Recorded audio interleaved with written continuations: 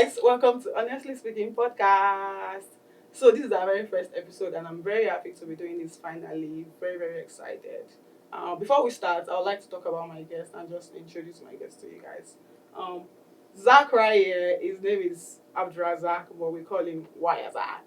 He's an artist. He's a photographer. He's a 3D artist. He's a cinematographer. He's literally the technical director of this whole podcast. He was the one who set up the whole camera, and we are very thankful to have you, Zach. Thank you. Welcome. And next to Zach is, like I usually call him, Ahmed. Yes, Ahmed is a UX designer, he's an instructional designer, and he's my very close friend. He's also my stylist sometimes. So you guys, welcome and thank you for being my very first guest on the episode. Alright. Thanks for having us. Yeah, thanks for inviting us. Are you guys happy? Are you excited? Very excited to do this week. If you're excited, say ho ho. Ho ho ho ho ho ho ho ho. That means I'm super excited to be here. Really excited. To be here. So Yeah. can't wait. Actually, thank you guys. I really need to appreciate you guys publicly because they've been with me through thick and thin. Alright guys, let's just talk about what happened to me yesterday. I just want to start this episode with a testimony of us being thankful in every situation. So guys, this is what happened yesterday. Yesterday I was driving, I was running some errands, and then my car broke down. It just stopped working in the middle of nowhere. And this place, the place looked like a desert. If you guys have watched the movie Sinners, you know how those village American houses used to look like, where it's just grass and the house is very far away. But somebody walked up to me and asked me if I needed gas, but it wasn't gas. The car was knocked out. I knew if I was in Lagos, it would have been something else. But then I'm thankful because eventually I heard that area was crime watch area. So I'm just happy and thankful that I made it home. What time did that happen? It happened around 6 p.m. And with the daylight savings, it was dark. Yeah. I was crying. And it's almost winter, so Yeah. And it was cool. Was it that It was cold. I just locked myself in the car. I locked myself in the car. At first I started crying. Then I looked out and I was like, hey, the weather is really dark. Then I just was like, okay. Started looking for towing vehicle near me. Yeah, so I called one of them and they were 6.5 miles away from where I was. So yeah, and they came 35 minutes. So it's good. I think this is one of the things that usually when you are out there, the weather condition being very cold and you are in your car and you just get stuck. And the landscape over here in the Midwestern area, it looks more like when you watch a horror film when they kidnap someone. It feels very far away. Yeah. So I'm glad you are here. I'm glad Yeah. you're okay. Yeah, I'm sure people will be asking why didn't I call you guys. So I called Zach and he wasn't in town. And Ahmed, this is very funny because when I'm disturbed about something and I just like to deal with stuff on my own. So Ahmed, we had plans to actually go somewhere around 6 p.m. and he was already at my house. So he was calling me, I was not picking. Then by the time I picked the call, the way I shouted at him. The thing is, I said 5 seconds. I did not hear anything. I was like, Ahmed, blah, blah, blah, blah. Hanged up. Yeah. I was like, what the hell did I do? Because I just branched. I was thinking I've done something I did something to her on the road. Because I was on a video, I was on a call when I was driving. So I thought maybe, and her car was not parked downstairs. So I thought I had done something to her on the road. I just couldn't comprehend it. And so when I call her back, she'll hang up. 7 times she'll hang up. And I sent her a voicemail. Then she called back again. This time when I called her and she picked the time that she actually picked, I asked her what's happened. She was like, oh, she's not going where we are going again. I was like, okay, but where are you? She's like, I'll call you. She just ended it again. Yesterday when you called me, you could have told me you were Yeah. When you called me and you just asked me where are you? Because this is it. I have calculated in my head that okay, if you were in Muncie, then I will tell you. But I need to ask that question. If you are not in Muncie, There was no need. I mean, if you can You have tell no me use if to I'm me. if I'm not in Muncie, because yesterday when you called me, I was driving to Indy. I can pull some strings, like call Yeah, Ahmed and tell him, Ahmed, this is the situation, Yeah. or maybe I'll call it too. But you know, sometimes just keep your Yeah. composure when issues like this Yes. happen. Just be composed. Oh, But it's not easy to be calm. composed, please. It's Like not I said easy. to you guys, there was smoke. I ran out of the car. All right, guys. That's just a testimony about just be thankful because I'm really thankful. I made it home and we're all Yeah. good. So alhamdulillah. So to today's topic, we want to talk about confidence in general. We want to talk about confidence in African homes. We want to talk about confidence and respect. We want to talk about how confidence has helped us since we came to the US. So I think I should start with like a question to keep the conversation going. Do you guys think confidence and respect was more of fear for us growing up in an African home? Like you don't speak until you're told to speak. You don't speak when your elders are there. Yeah. I think it's something that a lot of Africans like we deal with. We can't really comprehend, or before we weren't like able to comprehend what fear was, what confidence was, and what respect was. Like these three, like we treated all of them as like very synonymous, like they were the same. And so we can't really tell when we should be confident, or even if we are confident, we can't actually tell if is it respectful. Like all the time we are trying to be respectful, and at the same time there's a thin line between being respectful and being like you fear whoever it is you are trying to like interact with. And so there's that. I think the biggest thing for us is respect and fear. In Africa it's more of respect and fear, and that tones down our confidence in a lot of ways. Yeah. And in extension it makes us like very people pleasers. Like we are very, very big people pleasers. Like even if we grow up, even in this country, we try to be like very people pleasers. Not much of confidence as we see with like other like people who maybe grew up here. Like we are always trying to please the other person. Now it's not more of like we are respecting them. Like we try to respect them. We don't fear anymore, but then it's like we are respecting them in order to like gain something, or we are respecting them in order to just get something basically. Yeah. So confidence is not our forte, I would say. Yeah, I agree. And just quickly, I would like to add something to that. There's something I observed that Zach did in an email. Somebody sent an email. I think it was Joy, one of our classmates. One of our classmates sent an email, and I think Zach was supposed to respond early, but he responded like late. But instead of him to say like I'm sorry, he said thank you for your patience. I saw that email. I was like, okay. So that was really nice. That you just said thank you for your patience instead of I'm sorry, because we're so used to saying I'm sorry in Africa. Yeah. Like we say I'm sorry to everything. I think I saw a YouTube. Is it YouTube? I saw it on social media somewhere. Someone was trying to educate people some of the things that we say in emails. Yeah. And it made sense to me. Instead of saying I'm sorry, it just put the person in the place. Okay, I wronged you. I'm aware I wronged you. But saying thank you for your patience, you acknowledging that okay, even though you wronged the person was very calm. So it has helped me in a way. Oh, that's really nice. And I think the confidence thing, what you were saying about we becoming people pleasers, I think even from an early stage in life, our parents would always want us to please our uncles, our parents, our teachers, our authority. And sometimes, even if you don't want to do it, you still have to do it because your parents want you to do it. Yes. And sometimes you don't even have the confidence to say, I don't like this. I don't want that. And low key, we all feel the same way. But also, I disagree with what you say about it's not giving us a lot of confidence, because I feel like some people still within this they become confident. Yeah, there are a lot of people. Yeah, but I don't know if it's because of them having a different sort of training. For example, let's say the stage performers that we have back home, like Burna Boy, Sheriff, and all that. they all come from similar backgrounds like us, but they sort of have some level of confidence. They have shown it in their work.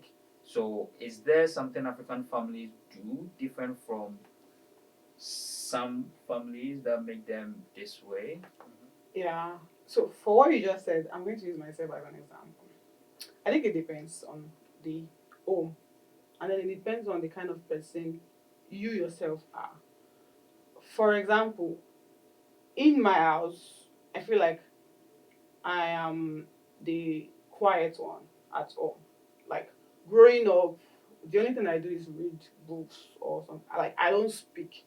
I can't even right now. I can't believe I am like this. Like the Faidah that you guys know. I can't believe this is me, because when I speak to like people that know me when I was really young, I don't talk. Like I'm always very shy. Like very see, I have an example. Secondary school, which is high school in America, I was a prefect. Then prefects normally we take rounds in leading assembly. Then when it was my turn to lead assembly, I was crying. I remember my English teacher then. He said, "By fire by force, you will lead that assembly." I remember I was wailing that I can't do this. And then eventually, I think I had a friend that helped me. Well, we did it together. I did it, but it was really like I was just in the background. So I think it does affect some of us, and then you have to train yourself eventually. Like I feel like one of the reasons we're doing this and I'm doing this for myself to like train myself to be better with confidence. Yeah, I think I agree like 100% with that. Like confidence is something you can train yourself with, even if you when growing up you weren't really confident. Yeah. And I also agree. I was like Faidah. I was very quiet. Like almost, and all of my siblings, we are very quiet. Maybe not at home, but then we were very quiet. Like in public, we don't really interact with people that much. Very introverted. But there was a point in life where I was like, bro, like if you don't train yourself, if you don't like get out of like your comfort zone and then like do stuff that are out like stuff out of the ordinary for you, like you just keep on like that same cycle will just keep repeating itself. You just stay where you are.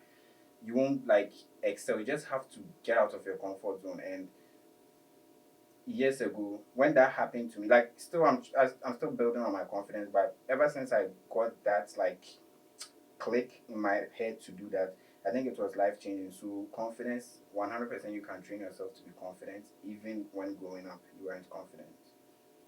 I think confidence is also underrated because someone who doesn't have confidence is twice as defeated because already you have defeated yourself, and confidence will actually take you places that talent won't be able even be able to take you. Yes. You know. Yes. So it can be very daunting for some people to step out of their shell, and it's okay to like learn, and it's okay to just take the leap. Because for me, that is when I have to do something. Always, I have to first of all say, you know what, you can do it, and saying that to myself, it builds that confidence for myself. I can do this, even though sometimes I don't even know how to do it. Like, for example, setting up this camera. We took it and we didn't even know how to set it up. Right. But we like we figured it out, and you also repeat the same thing. You repeat the same thing, and that is confidence. So I think it's not only about teaching yourself, but also giving yourself words of affirmation. I can do this. I have this. I'm this. So yeah, I agree with that. I agree with the fact that it's natural for some people because I know somebody who we grew up together, but like she didn't go to like university or anything. When I was doing interview for like job back home, then I'm practicing. She would just come to our room and she would say, "What are you doing, Seth?" And then she would take my notebook or whatever that I'm looking at, and she would do it. She like, "My name is blah blah blah blah," and she would do it so good. And I'm like, even see this stupid girl. It's always nice to see that some people, no matter where they grow up, no matter the kind of family they have it naturally, which is is really nice. It's really nice. It's really nice. Okay, so that brings me to my next question. Do you think parents should like train, not really train, but like encourage us to be confident? I know Um, African parents don't do it, but I'm just saying. well, there's something we say in Ghana language. Adisha when you say, how do I explain this? Like you the sometimes when you're a kid and you show some signs of having confidence, there are some African parents that will start thinking there's something that has possessed you. And the fact that they say it at that young age, that I don't know anything, and I start asking some questions and start moving somewhere, and your parents will tell you, Adisha when you say like there's something that has possessed you. That is where it starts. Already the confidence that I'm building at that early stage, because I'm still in the developmental stage of my brain. Already you have it's Killed it, yeah. exactly. So sometimes it's just maybe the parents not knowing the effect of their words or the effect of their actions. So it's Right. very hard to really say parents can do anything, because for them they might probably have gone through the same thing. So Yes. I don't know what they can do, but I think they should just allow the kids to be themselves and express themselves at a very early stage. Yeah, I agree with that. And even if they do not tell you that it's spiritual or anything, they will kind of calculate it as or come to the conclusion that it is disrespect. Because when we were growing up, I remember like there were a lot of like maybe in primary school, high school, there were a lot of like people or like kids, maybe my age or my peers, that were very, very like outspoken, very stand on what they believe in. Like they were very outspoken, very like straightforward, and the teachers will tell them they are very like disrespectful, they are always punished, and they do not give in, like they will continue that same cycle. Like now growing up, that was when I like realized, like I was able to know like, oh, these people were disrespectful, but those people, it was actually confidence, like because you can't really pinpoint a time where they were like using maybe vulgar words or like they were kind of being disrespectful to authority. They just wouldn't bow down to authority. And I think that's one thing that is very, very good. Like, do not bow down to authority. Like, be very respectful of authority. Authority is authority. Acknowledge authority, but do not bow down to authority, never. Yeah, I do agree with that. I think there's a thin difference, like a thin line between confidence and respect and fear as well. Yes. But in African homes, we were not trained or encouraged to actually see the difference like that. So this brings me to my next question. I think I saw on Instagram these days, you will see young moms. They now make videos with their child, and then the child say like, "I am loved, I am beautiful, I am confident, I will make it." Then I remember myself when I was doing my US visa interview. These were the things I was saying to myself at my 25 years of age. I was trying to do those words of affirmation at that age just because I have visa interview.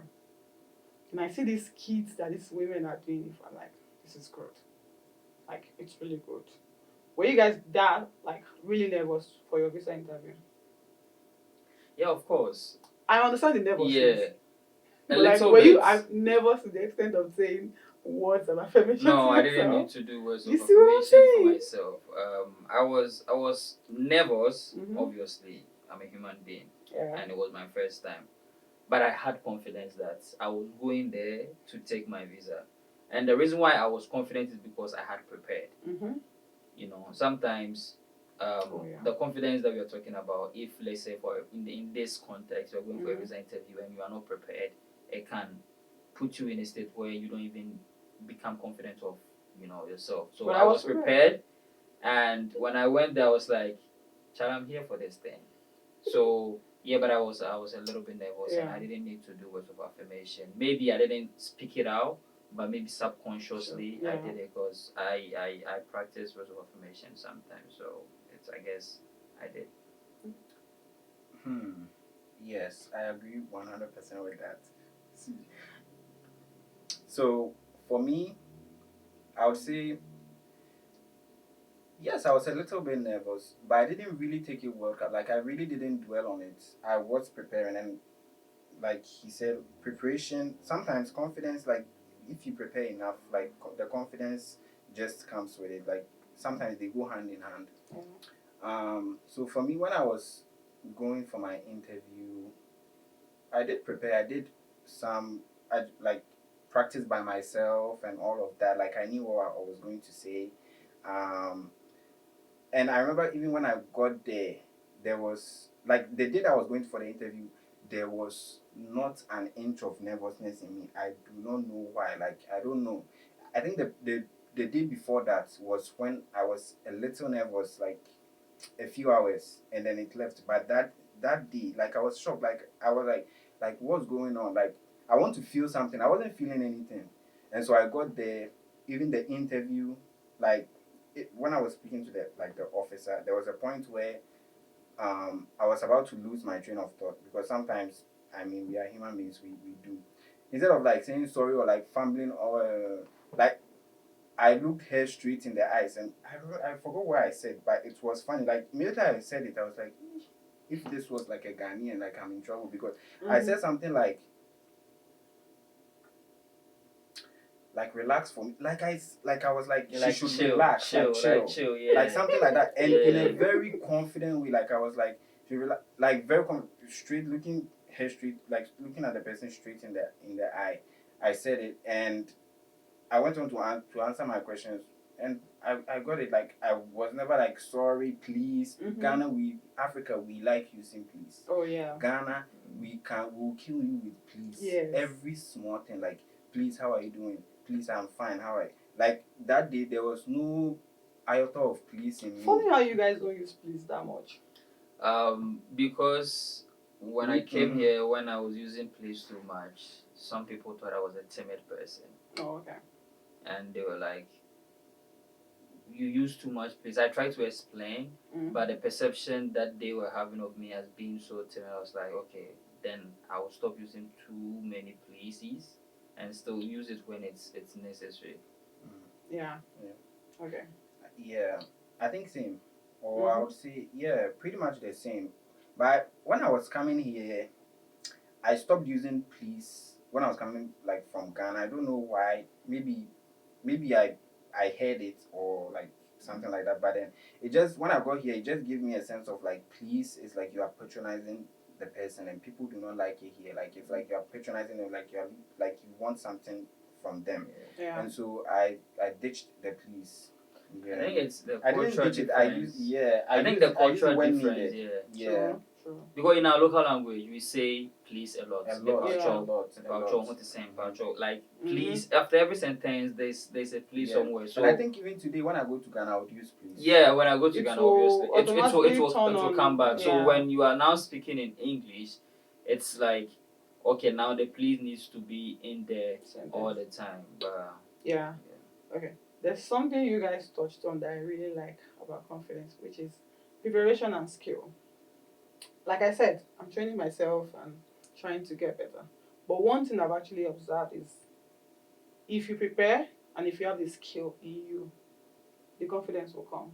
I mean, maybe not fully, you still have a little bit of anxiety because that's the kind of person you are. But preparation and skill really raises the bar for you. Like you know what you want to say. I think I've used that in some of our presentations in school, and I think it has helped me. So, to anybody who's like me, just prepare. Like practice. I found one arc on Instagram that says if you give it a prompt to ChatGPT to give you sentences or a story to speak for 30 minutes, or let's say start from small, like 10 minutes every day, you'll see changes in your confidence and the way you speak. Because I think most of the time, this whole confidence thing is always like confidence in speaking. If it was confidence in cooking, something that is practical, is way different. But when it comes to public speaking, it's hard. also, I think even outside of public speaking, even in terms of wearing something, clothes. Yeah. Some people are so confident in what they wear, and some people are that I like to call the overthinkers. That even when they look good in what they wear, because they are not confident enough to step out with whatever they feel like wearing. So confidence is not just public speaking or interviews or everything. I think confidence cuts across in our life. Even in a relationship, you need to be confident enough to look your baby in the eye and tell them, okay, this is what you did. I don't like it or that. So confidence, I think we just need it everywhere, and practicing it, like you said. When you practice so much and you start flowing, or if it's in the context of public speaking, it gets to a point you don't even feel like you are confident. The people watching you will see through how you compose yourself and how you move. So I think confidence, it's very underrated. It's very underrated. Yeah, it's something that's it's a big deal. Very big deal. Very, very like it takes you places. Like this thing that you guys call settings, and Nigerians we call it packaging. It's confidence. Yeah. Like you don't know something fully, but you are able to defend it. Fake it till you make it. And personally, I would work with someone if I am supposed to sign someone on, let's say, my record label or anything, work with someone. I look for confidence. How confident are you in your abilities? If you show me your work and you are not confident enough to defend your work, I'm more likely to choose someone who is more confident in the little thing that they can do than go into you. So, confidence all the way. Opportunities always go to the most confident, not the really skilled people. Like I really got notice of that when I was applying for like internships. Oh, I understood it and I mastered it. Like, just be confident. Like, even if you are embellishing, if you are lying, Packaging. see, be stern on it. If you don't, like, just look them in the eye. Did you just use embellishing? Yes, like, the word is not to lie, but to embellish. Like, up the skill that you don't have or the skill that you have little, upskill it. Like, and then someone would come with like a serious heated portfolio, and then you would come with like a normal portfolio, but the way you would be able to explain your thought process and be able to even relate with them, you're going to end up getting the job. Yeah. And do you think there's also like overdoing? Yes. There's confidence obviously, but yes, like too much of everything is bad. Like Newton's third law of motion. With every action, there's an equal and opposite reaction. If you do too much of overconfidence, it's going to backfire on you. So you need to, like, you have to be very confident, but you need to tone it down, because at a point, overconfidence, it seems like you are being too known, and no one likes people who are too known. Yeah, that's true. Too much of everything. It's bad. It's bad. It's actually bad. It's actually too bad. much of money is not bad actually. And I think confidence, like yes, too much of money is the only thing. Too much of money is actually bad, because money is the root of all evil. And I think is the lack of money is the root of all evil. I agree. Yes. But too much of money too can be root of an evil. Can be. It's very possible if you have too much money to be misguided in life. Let's not bring religion into it. If you feel like more money will be too much to you, just send it to us. Send it away. Yeah. You guys are tips. Yeah, so this brings me to like my next discussion. Do you guys agree with me that confidence will take you to places? I know we've touched on it. It will open doors. It will open doors that talent won't even be able to open. Confidence will take you places, like,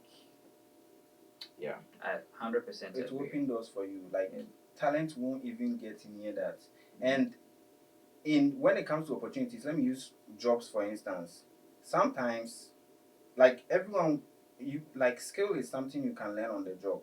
But confidence, yes, you can learn confidence, but it's going to take a long time, especially if you are not very, very, like, you don't believe in yourself, it's something that is going to be difficult for you to learn more than even the actual skill that takes you to do the job. So confidence will really open doors for you if you are competing with someone, because always in this world we are always competing with someone. If it's a job, if it's like an opportunity, like it's not only you like gauging for that opportunity, like you have to have it at the back of your mind that you are in a competition with people like maybe sometimes 2 times better than you, 5 times better than you, but just being confident in yourself that you are, bro, confidence is the key. Yeah. Okay, so now let's go back home. And my question, not really a question, is that fear and respect. What's the difference in an African home? Fear and How do you know fear and disrespect. you are scared and respect itself? Okay. Or let me say fear and wanting to speak up. Fear and respect. I think fear is when of course fear is fear. Like Fear is fear. Your presence intimidates me, Yeah. sort of. And respect is, I can just create a scenario. For example, if I respect you, Faidah, so much, I won't go behind your back to stab you. That's right? It's different from fearing you. You can fear someone and not respect the person. I can fear you and behind your back, I'll try to be plotting things against you, right? Or saying things against you. That is not respect, that is fear. And I think they all have their own, pros and cons. If, it's a complex thing. But I think African homes, there's a fine margin between respect and fear. Mostly they put fear in us and expect us to respect them, and that is their own way. And our religion, for example, Islam, there are so many people who are in Islam that forces fear on people to get respect out of them. But I don't think they go hand in hand. It's just a fine margin, and even explaining it is very difficult for me as an African, because I have to go through these two different things. I feared a lot of people, but I didn't respect them. Exactly. You understand? And there are so many people I respect that I don't fear. Yeah. I think with that, I think what I've realized is in the African culture or society, fear is more so you not wanting to be labeled disrespectful, and so in turn you try to be like respectful, because you try to be fearful, like you try to fear the person just so you look calm to the person, just so you do not appear as, oh, you are disrespectful, or you are not generally you are not respectful. So yeah, that's the difference between the two, I would say. I have a side question that is a little bit out of scope. Did you guys have did you know you have allergies in Africa? Allergies? Back home. Who knew about allergies? What's the meaning of allergies? Who knew? Like it's only this. Because right now Zach has realized a lot of. Yeah, of course. We got here, we've been seeing some things that we are reacting to. We are human beings, and everyone has some allergies because of the blood flowing through us and genetics and everything. Yeah. But do you care? Like you haven't eaten for 2 days and you're worried about allergies. Unless it's life threatening, why are you kind of focused on allergy? Like the way there are so many remedies back home, like you have stomach ache, drink palm oil. You have headache, drink palm oil. You have a pimple, use shea butter. I don't know, it's beautiful to see, like the way we are so obsessed with skincare right now, for instance. We never had skincare back home and all of that. But I think I'm swaying out of my conversation. Let's go back. So I have another question. Do you think we as young ones now, we should find a way to imbibe confidence in our own kids? Not even our kids. Okay, well, that's the far away. Like our siblings. Because I tell my sister most of the time, you need to be confident. Right now, she needs to start applying for jobs. I have started telling her that, number one, you need to be able to speak during interviews. So how do you think we should speak to our siblings and let them know? It's What's that was? first of all, think of it as some of us who came from like not really ghetto, but like ghetto place. Yeah, I mean, just say ghetto. Ghetto. I've Ghetto. seen some Yeah. of your pictures, so If- it's fair to say. Shut up. Yes, I'm a it's big fair girl. to say ghetto. No, it's fine. Yes, I yes. understand. But I want to put it like, you know, growing up in like ghetto, and then I mean, some of us got an opportunity to get an education. We have people who didn't get education. So you have like siblings who are not like really exposed. Me, I feel like the use of Twitter was what helped me. Then there was one boy that I dated when I was in uni. He was a very smart, rich boy. He was the one who introduced me to like LinkedIn. So I feel like those were the things that helped me. I have friends that they don't use LinkedIn right now. They don't use Twitter. Just because they're not really exposed. They've not seen the world. Life is bigger than Amukoko and Lagos. So yeah. What would you say to like those people? Don't talk about rich people. Like people from the ghetto. How do you think they should view the world? Yeah, I think I would say put yourself out there. Like On TikTok. if not even on TikTok, like everyone has like a category of class that they are in. Shoot for 10 times that class that you are in. Like shoot for the highest class that you can imagine. Because the people in that class that you look up to or you think, oh, these people are so big, I can't be like not like I can't be like them. These people are too rich, I'm not in their class, they won't accept me, all of that. At the end of the day, they are people. Build confidence to the extent where, let me put it into perspective. So there's this thing where I'm bringing authority inside. There's this fear of authority.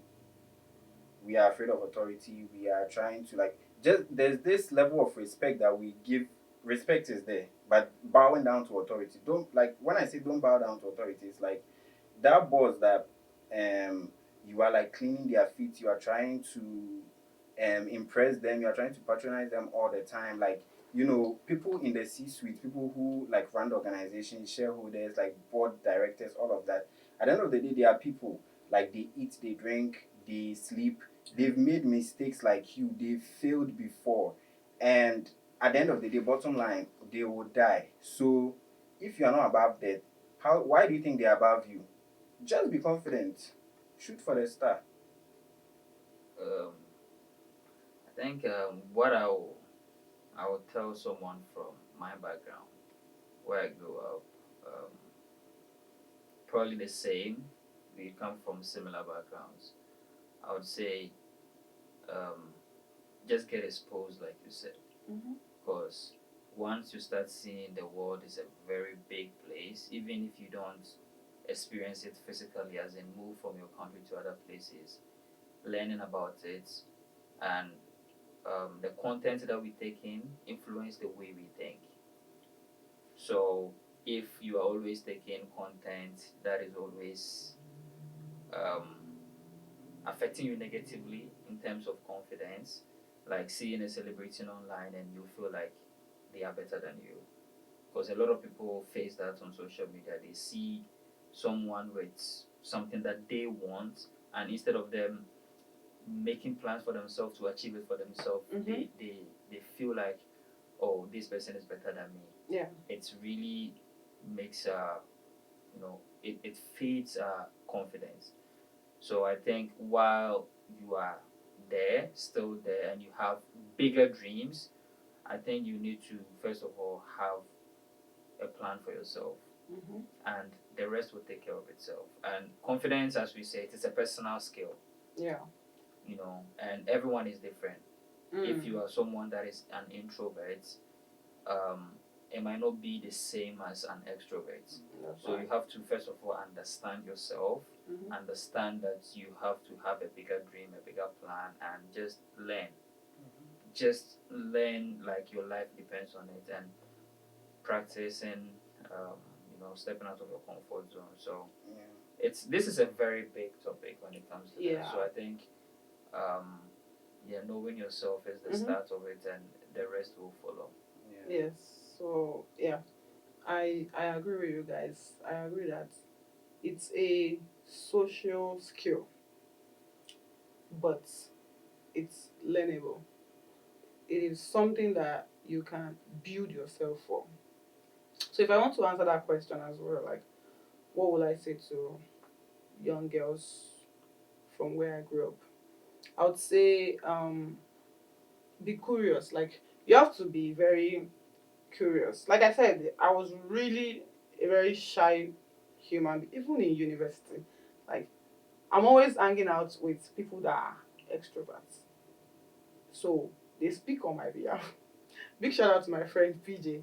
While we were in uni, we were like best friends, and then PJ is always out there. Everything she's just there. I mean, I'm just like the quiet one. But I'm known just the quiet one. And then, you guys are two friends, be like the quiet one, the noisy one, which is okay.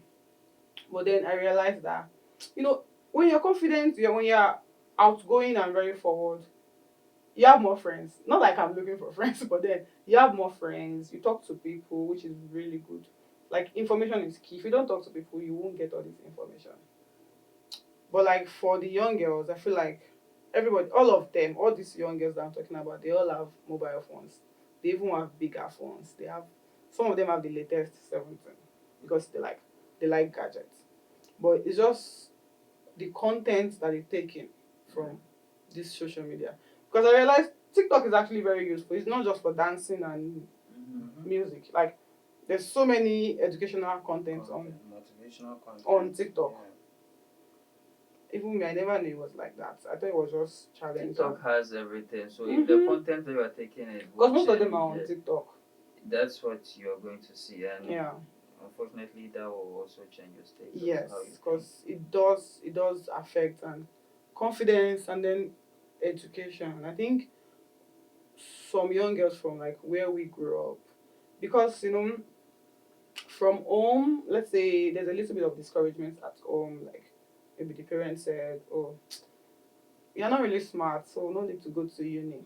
That one is very popular. Like I know somebody who their last born is just finished WAEC or something, but they are contemplating right now that is it really that smart for university?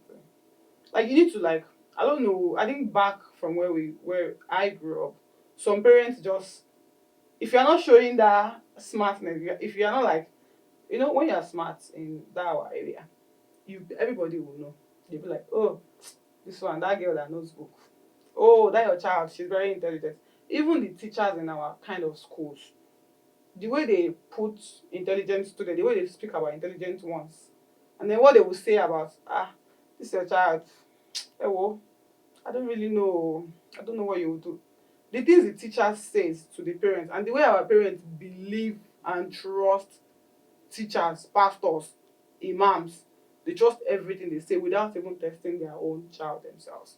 So usually it's always like the child fighting for themselves for education. I think I had that. Sorry, you guys, I've experienced so many things in my life. So I wrote GC and I failed. And the thing is, GC is the one you write before WAEC, like just to practice. But if you pass it, it works as WAEC as well. And when I wrote my GC, my mom too was writing GC for like some nursing exam, and my mommy passed. Me, that was a secondary school student, I failed GC. So I remember, and then normally in Nigeria, you can write before you write WAEC, you can write JAMB, then you apply to university like and awaiting results. So that moment, my mommy said, since I did not pass that GC, I should wait at home till I write my WAEC before I write that JAMB. But if I had to wait, that means I'm going to wait like the following year. But if I had written the JAM before the WAEC, I can still enter university. So I remember, I think I spoke to her friend, like her best friend. She was the one who begged my mommy to allow me write that JAM that year. So sometimes it happens like that. My mom is a very big education person, but I just remember this one, and I know we're going to talk about it. But just imagine what she was saying. It wasn't like I was not intelligent or at that point, but she just felt like, don't waste my money. Just wait till you have a result before you go into university. Who knows? It could have damaged some things. I don't know, but here I am. So I'm good. So I'm just saying, like, to every young girl out there who is from ghetto, even if you're not from the ghetto, but if you have like confidence issue, I think one of the very first things is to know yourself, have a plan for yourself. What do you want to do in life? Like, be very curious. Honestly, sorry guys, I'm taking. Did you guys ever work in corporates before coming to the US? Yeah, I worked in corporate settings. And you had like bosses. Oh, of course, you had bosses everywhere. Everybody has a boss somewhere. So I was like the confident. But the thing is, Zach is a very confident person. Thank you. So the reason why I said that was that for me it was different, because in my whole life I honestly didn't know corporate was like how corporate was. Like, it was so serious. Like, I think because there was no siblings, there was nobody to like tell you how these things work or anything. And it was weird that I would go to that work and I'll come back home to a very noisy area that they don't even know what I've gone through, and they're just back and then you go again. So I remember so we anchor meeting every morning, and then when I'm anchoring meeting, there was a day my very close and very nice supervisor, she told me, why is your voice always shaking? Like, I'm just saying, good morning, everybody. Please introduce yourself. Just anchoring the meeting, and my voice will be shaking. I don't know why. But right now, my voice doesn't shake anymore. So you can learn. So yeah, this is just to every young girl, young boy out there. So stay curious, learn, practice. The thing is, learn the skill. Learn the skill, be confident in yourself and believe in yourself, which is very important. Just to end the segment, do you guys have any unpopular opinion or hot take? Yeah. I will let Ahmed go first. I do have one, so I can go first. Okay, go first. Set the tone. Yeah. So I think I saw this one on another podcast. Big shout out to Uncut Podcast. They had a guest and the guy mentioned it. I think buying designer wears and shoes for babies is unnecessary. Designer, like Prada, Gucci, proper designer for babies who are like 2 months old, 3 months old. I mean, I know rich people do it. I'm just saying it's unnecessary. Not like I said it's bad, but it's unnecessary. Why do you think it's unnecessary? I Because agree, like, to some extent. It's like doing but 6 months old birthday. You know, people now do 6 months old birthday For babies. Oh yeah. I 6 don't months. Yes. People be Like, doing too much. The kids, they are not aware they are wearing Prada. They are not doing it for the kids. Of course, They are but doing it should for be themselves. for the kid.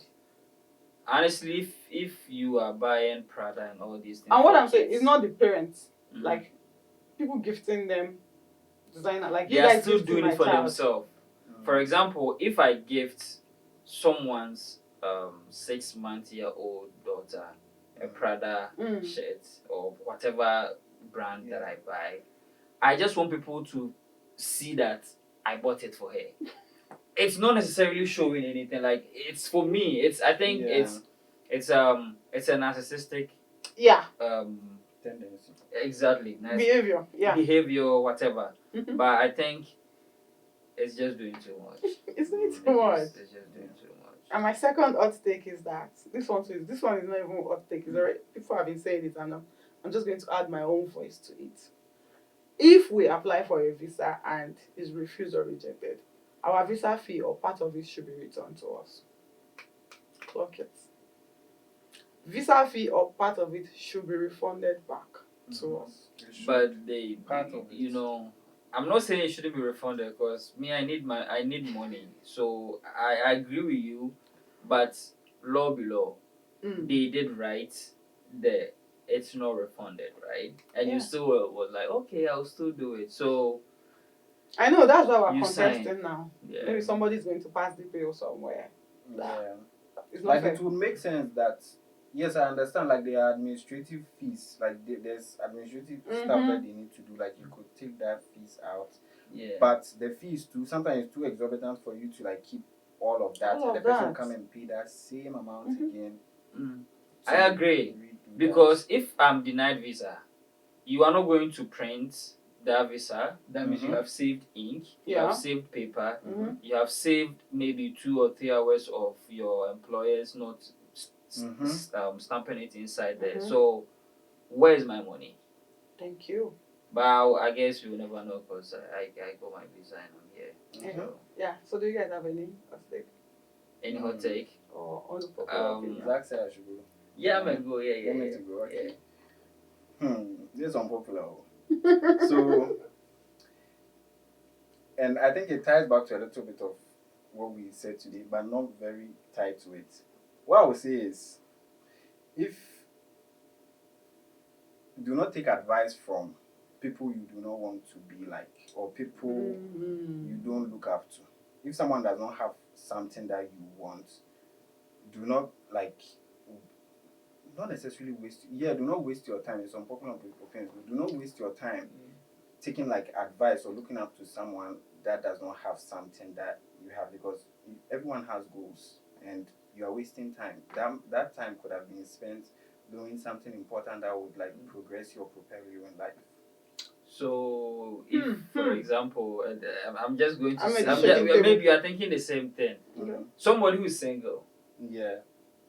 And you are giving your friend that is in a relationship advice. That's different though. Wait, you don't have what? Well, that's what you said. Yes. So, what if the person has been in a relationship before? Because me, I give my friends the best relationship advice ever since. But maybe right now I've never single, given me maybe. I say maybe but you are maybe, single. But No. Faidah, you heard what I said. Are you saying maybe you are single? Yes, maybe if I'm single right now. We all heard it. Are you single right now? No, I'm not talking about me. Like I'm just talking about myself in like a different, person, right? So let's say maybe if this person is single, whoever we are talking about is single, right? I can that person can give that person advice because they've been in that before, and that one is even different. So I think a bit. So your unpopular opinion, it doesn't relate to relationship that much. Like relationship can be bended. It could be bended. Like relationship is relationship. Like even sometimes like familiar relationship and like friendships, like you could get like some insights from there. Yes. But this one is about like self-development, career, professionalism. Yeah, like I want to do PhD and I'm looking at Burna Boy or something. You are looking at someone who is let's even say I'm looking like, Funke Akindele, who is an actress, very big in Nigeria. I mean, you can look at them and maybe pick their hard work, their work ethic, but you can't look at the trajectory of their own career. It doesn't relate to what you want to do. I get it. And I think for a relationship, that one is for like married people, especially on social media. Like people have different lives. Like your relationship, your marriage is different from somebody else's marriage. So, and I think women or maybe men too, just look at what celebrities are doing. These people that are richer than you. Yeah. And then you compare to like what you are bringing to the table in your house or what your husband is doing. I think marriage or relationship, to each his own. It's a very complicated topic, and I think it should be another episode of a podcast. I'll bring you guys. When it comes to relationship, it's just too much. It's too much, yeah. So do you have any for us? I'm not thinking of anything right now. That's okay. It's okay to pass, right? Yes. It's okay. Hot take, it's okay to pass. Hot take, it's okay not to have any idea of anything and just go with the flow. Clock it. Like it's okay to keep quiet in comment section. It's okay not to have opinion about something. Like it's okay if you do not know. If you do not know, just say I don't know. I don't know. There was a time in Josh class, I think first semester, and he asked everybody. Everybody asked a question. It was my turn. I said, I really don't have a question to ask you. And then everybody in the class has asked. I just could not think of any question to ask that man. So it's okay. Like life goes on. Yeah. So that brings us. I think that's something that people should learn. If you want us to give advice to people like that coming up, like that's something you need to learn. If you don't want to answer that question in class, by all means necessary, don't badge. Sit in that class, don't answer that question. If you don't have a question to ask, don't be afraid. Sometimes it could be uncomfortable, but because everyone is asking, if you don't have anything to say, relax. And chill. Relax. Just Me, chill. I've sat in classes where I've spoke. I've sat in classes where I was as silent as I don't know how. But why do you silent guys it like could be. sitting at the back? Like these guys, they sit at the back. I don't know why you know men back like to sit at benchers the in back, Nigeria. but me, I know why I like sitting at the back. Why? In every room, it's more like a philosophy or a rule that I live with. In every room that I enter, or in every space, I need to be able to see everything that happens. So that makes me a step ahead of everyone. So when Okay. you're sitting in front of the class, you don't see what's behind you. But when I'm sitting Why in do I the need to corner see at the what's back, behind me? it's You have to basic human pretend. instincts. You need to be able to see what's going on in your environment. So when I'm in the back seat, It's now I a have class. a view. Yes, and there's a seat there for a reason for us to For sit there, you, and of course. And No. it even helps you to focus. it helps you to focus sometimes. Sometimes it helps you to focus. And you see, I know you like sitting in front, and Ebuka obviously also likes sitting in front, and me and Ahmed will be chilling in the back. Like, And what me and Ahmed see in the class, going on in the class, you guys don't see half of absolutely, it. I agree. But it's just backbenchers. It's like they own the class. Oh yes. Yeah. Own the class because we own it. Yeah. Own the class. Okay, I think The class proudness is ours. about to start on this episode. Yes. Own the class. And the confidence is happening already. Yes. Yeah, that's the theme of the episode. So we need to, Yeah, I like that. Yeah, I'm really happy we did this. I'm really proud of you guys. Thank you guys so much. But I think I have a last word. And this episode is becoming longer than expected. Well, it's the first episode, so we'll be fine. So, you guys, in 2 minutes, do you see the way, like, since we came here and then the Americans, for example, they do have respect, but the way they are bold is different from us. Yeah. When I came here and I had to call my professors by their first name, it took me so long That was a big before deal for it became something like Jen, Oh God. right? Yeah. And even sometimes when I'm typing email, it's very difficult to do it. Kevin, Jen, Josh, you just call them their first names. But back home, you can't call anyone by their first name. You just can't. So I think part of their culture allows them to be flexible and be bold with their statements. While back home, there are so many strict rules about some things that even when you're calling your senior brother, you need to add bra, which means if you don't add it, you are seen as disrespect. But it's just a name. Come on, it's just a name. So I think that was one of the cultural shock. And that's a good question. Culture shock. Yeah, it took a while before I adapted, and even today, when I don't add doctor to a professor's name, I feel like I'm disrespecting them. But it's fine. It's chill. Yeah. I can tell you, like, till date, I'm still getting used to that. We had an interview on Friday, and then I had to ask the dean that how should I refer to you? If I could call her Christine or Doctor. And she was like, call me Christine. And then the way they say, like, just call me. Oh God. Imagine if it was a dean in a university in Lagos or wherever in Africa, and you just call them by their first name. You can't even say African higher ups really they do not play with their titles. No way. You can't even ask that question. Like, how would you like me to refer to you? And you just call them. That is minus Aqua. 50 in your paper. But in this country, the too much title is like you are patronizing them. Like you are trying to get something out of them, or like you are just doing too much.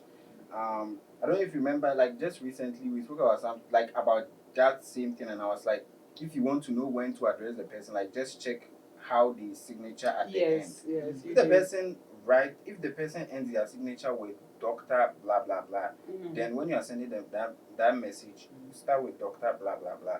But if the person ends it with just their name or like nickname, or like let's say if it's Abdurazak and he ends it with Zach, the meaning he's telling you to refer to them as Zach.